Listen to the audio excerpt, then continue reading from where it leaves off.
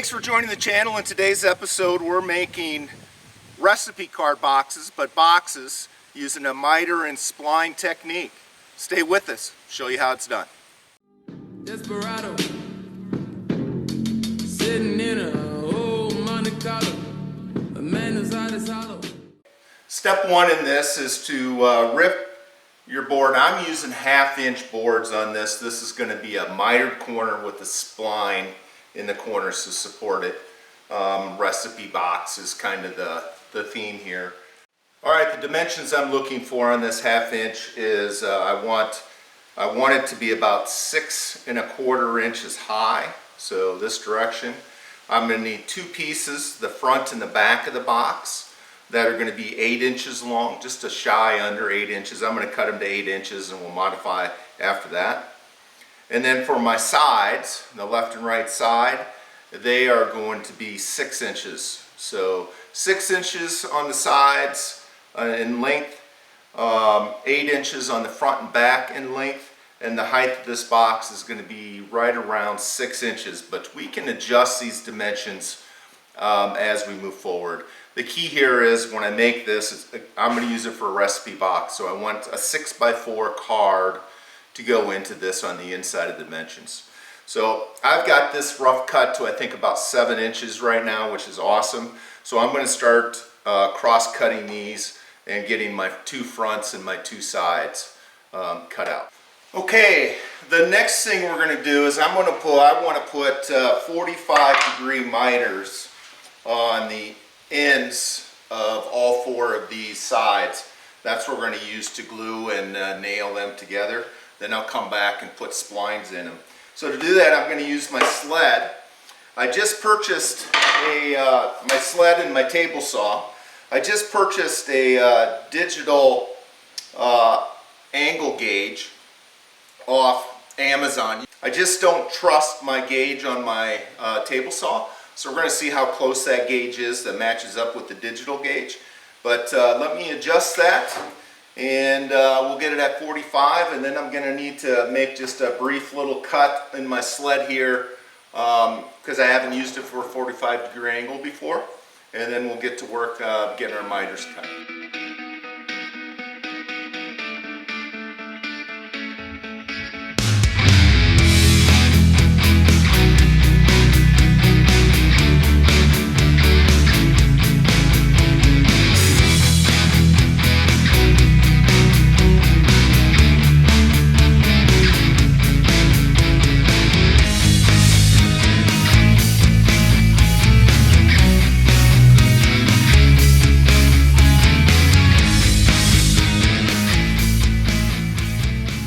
Okay, now that I've got these glued and they're fairly square, I'm going to cut some off each end to get down to my 6 1/4 inch box height is what I'm shooting for. So I'm going to take a little bit off both ends. I'm going to square up this end first, and then I'll measure up 6 1/4 and cut that, and then go from there.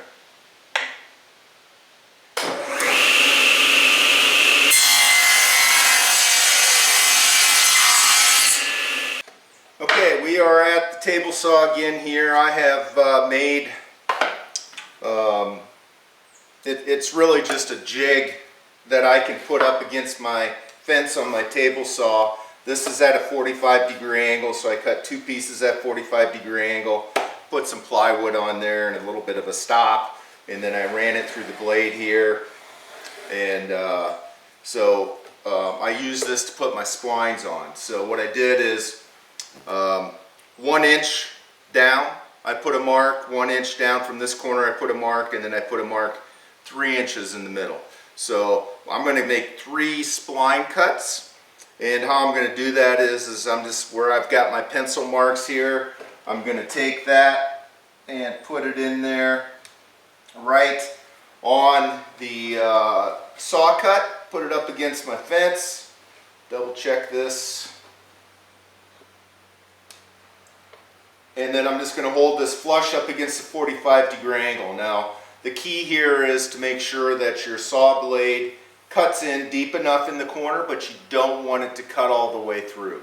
So I have my blade where I want it to be. I'm going to cut one practice cut here, make sure it's what I want it to do, and then I'll just continue all around the box.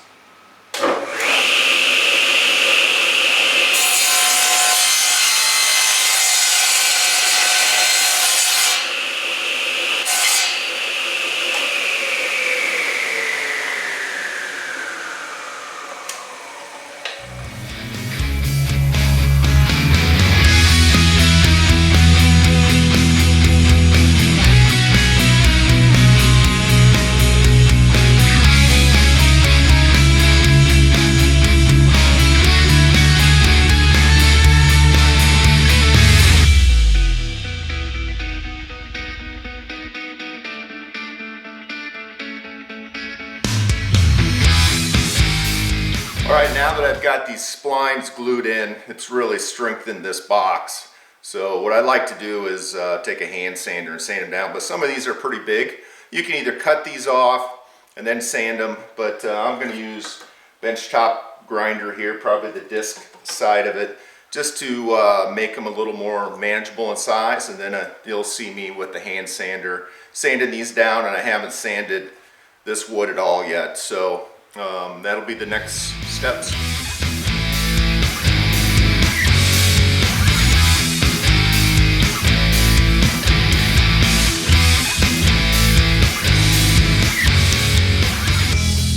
Okay, next step, I've got this sanded. It's sanded to 120. I want to do 220 on this, but I'm going to do that at another step, and then I still have some cracks here, so I'll make some wood putty to put in there. You'll see me do that here in a little bit, and I'll talk to it. But the next step here is I want to build the tops and the bottoms. So pretty square box, but not 100%. Most boxes aren't 100%. So what I'm going to do is just put this on this rough board. This is still half inch board, and then I'm going to just mark it out with my pencil, and I'll take it over to my power miter box. I've already done a couple of these. I'm surprised how well it's worked out, honestly. So my board's not square, nothing square here, but I'll just hold this down, take a mechanical pencil, mark the inside.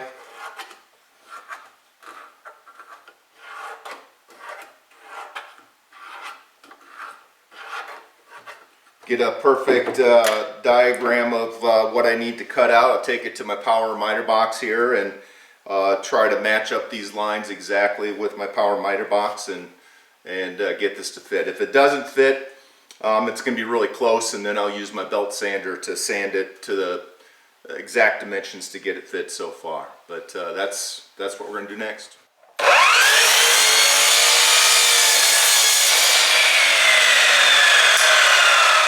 Okay, that's again a pretty tight fit, not perfectly square here, and I want to leave this a little bit proud when I glue this in. I'm going to glue it in, and then I'll probably put a couple brads in the side, but I'll leave it a little proud, then I'll come back and sand this. But for right now, since I've got it to fit and I want to keep the orientation correct, I'm going to label these so I know which end it goes on, and even the orientation of this piece for the top and the bottom.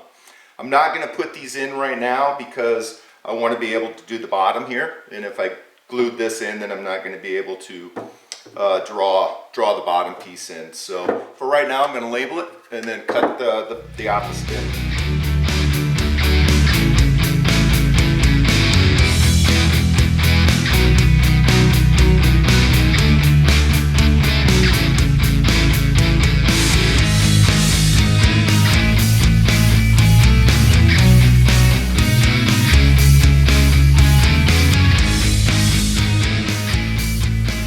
Okay, I've got a few gaps in here, so what I'm going to do is, little trick is you can do a couple things. I'm going to put glue in these gaps, and then when I sand it, the sand dust the wood dust will get in there and fill those cracks up. Or you can take some sawdust and put it in your hand and make some putty and fill those up with hand. But I'm going to try it just with glue first of all. See how it turns out.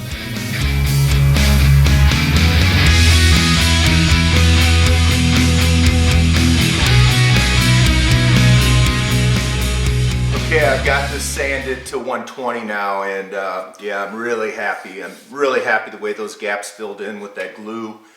Just keep in mind that your sander pad is going to fill up, and change that periodically so you're not burning your wood and burning that glue into the wood. But I'll give you a close-up look in here, but yeah, it really couldn't have done any better than that, to be honest with you.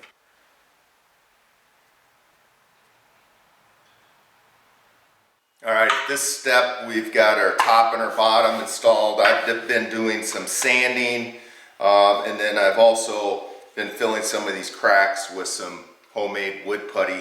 I just take the sawdust from the sander and mix some glue with it and fill these cracks and come back and sand over top of it. So I've done that. I want to cut the top off now, and then I'll do some 220 grit sanding on it, and then we'll put some stain on it and hinges and call it good. But so I want a 4x6 card to go in here, and I want like a 1/4 of an inch or an 1/8 of an inch of the card to stick up. So that's where I've marked on my box where that 4x6 card would be about an 1/8 of an inch above the lip. And then I've set my table saw in such a way that I can put my top up against the fence and run it through. Now the depth of my saw blade is just barely through the thickness of this 1/2 inch board. And I'm going to cut the long pieces here, the front and back of the box. And then I'm going to lower the blade and then cut these ends. And when I cut these ends, because the blade is lowered, there'll be just a little bit, my intent is to have just a little bit of wood left here on the ends. And I can take an X-Acto knife and cut that off. And I don't have to worry about a kickback, excuse me, from this lid coming off and cutting it on the table saw. So let's go ahead and cut this lid off.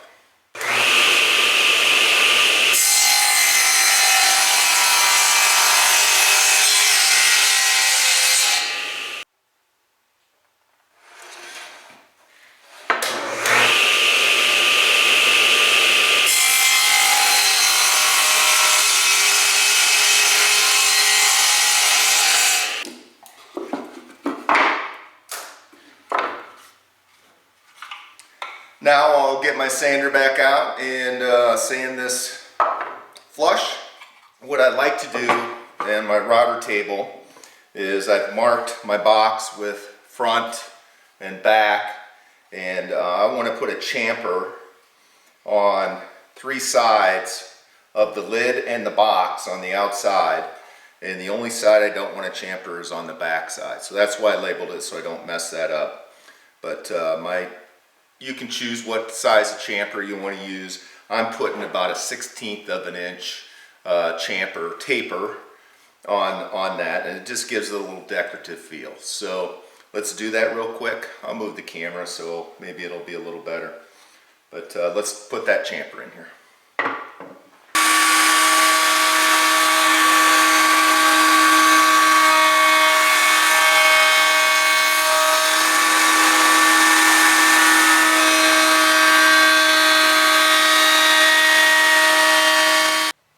Stain this. I'm using Midwax wood finish penetrating stain, and it's a honey formula. So I'm going to do the whole outside and then the edges on the inside. I'm going to leave the total inside bare wood. I'll put polyurethane over top of this, but we'll do the wood stain now.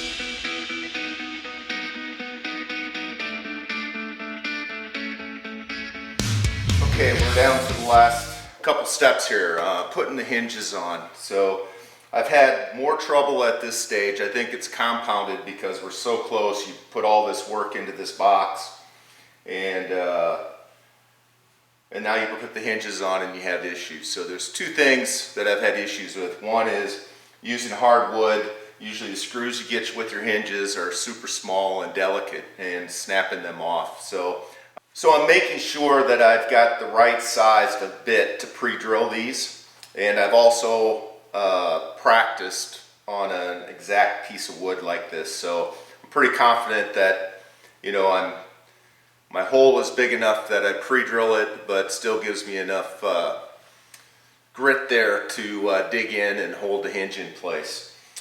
So the other thing that I have had problems with putting hinges on is what I like to do is just put in this case, the top flat down and then put the hinges bent at a 90-degree angle. I'm using a piece of wood as a marker to where I want them, so that gives me the placement. Then I'll pre-drill these and put the screws in. Before I put the screws in, I'm going to dip it in some wax for some added lubrication. Again, trying to avoid snapping these screws off. And then I've got one more trick to show you on hinges when we connect the top to the bottom and do those final screws on the bottom.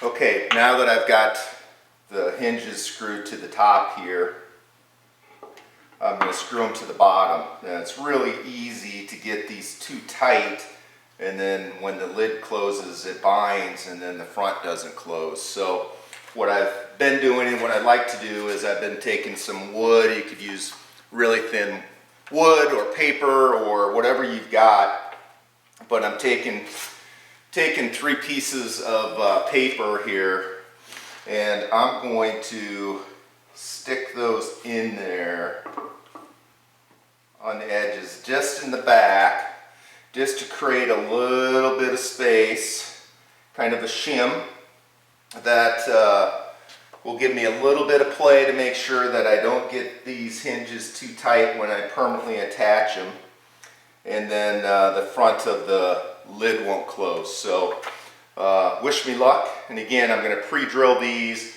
I'm going to wax my screws before I put them in. That wax and that pre-drill worked really good. I didn't strip any.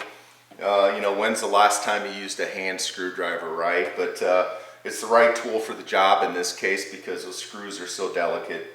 You can twist them off so easy and strip them so easy. So you really want to be careful at this stage. Put so much work into this, you don't want to mess it up now. So let's put these last 6 screws in here and see what it looks like. Okay, super happy with these hinges, and you can see that the front closes perfectly. I got, again, just a little bit of a gap in the back, which you're never going to see, which allows you know, those hinges a little bit of latitude. So next step on this is just kind of cleaning it up and getting it dust free, and then we'll take it outside and put some poly on it. Next time you see this, it'll be polyed and a finished product.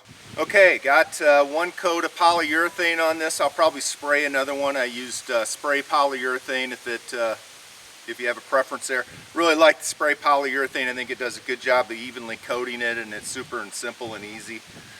Dries really fast, but love the box, love the splines. You know, I'm getting better at the hinges. This went very well. So the wax, the proper pre-drilling, just making sure you're lining and then putting that paper in there for a little bit of a gap made a big difference on the hinges. But here's the finished product. I hope you enjoyed watching the episode. If you have any questions or comments, please put them down below. Really appreciate you watching the channel. Would love to have you have a subscriber. So hit that subscribe button and the bell, and you'll get reminded when new episodes come out. But until then, be safe, have fun, and make some sawdust.